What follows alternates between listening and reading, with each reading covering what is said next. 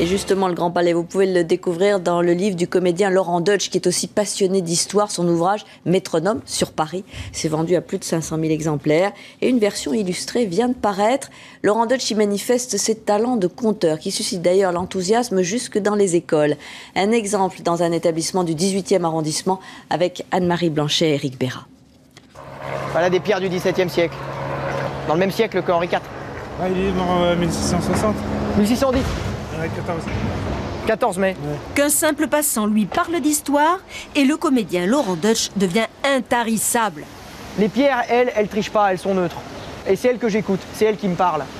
Là, vous avez la fontaine de Jean Goujon, les H, qui signifient le chiffre royal d'Henri II. C'est cette fougue, cette même verve qui émane du livre qu'il vient d'écrire, Métronome. Une histoire de France vue à travers les stations de métro. Au théâtre, il a embrassé le siècle des Lumières en jouant Mozart.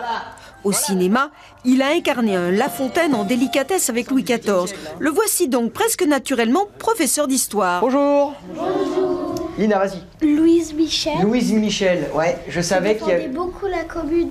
C'était un petit peu une Robin des Bois en fait. L'éducation nationale l'accueille à bras ouverts, recommande son livre aux élèves. En gros, ça m'a pris peut-être 17 ans. C'était vraiment un petit carnet intime, je voulais garder ça comme un secret pour moi. Et c'est mon éditeur qui m'a convaincu. Laurent Deutsch est de ceux qui transmettent le virus aux élèves. Pendant 2h30, les enfants boivent ses paroles. Du petit lait pour cet assoiffé de savoir qui n'a qu'une hâte, retransmettre aux plus jeunes ce qu'il a reçu. Si j'avais pas eu des maîtres, si j'avais pas eu des gens qui m'ont donné envie, qui m'ont éveillé à la curiosité et à m'ouvrir, je serais resté malheureusement dans mon petit univers si confiné, je serais déficient en tout, quoi. Parmi ses maîtres, Balzac, Victor Hugo, Alfred Jarry. Celui qui m'a fait le plus avancer dans mes réflexions, c'est Céline.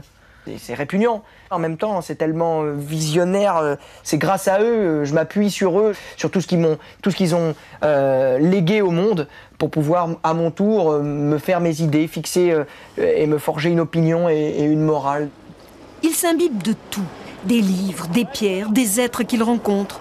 L'humanisme, voilà le guide de sa vie.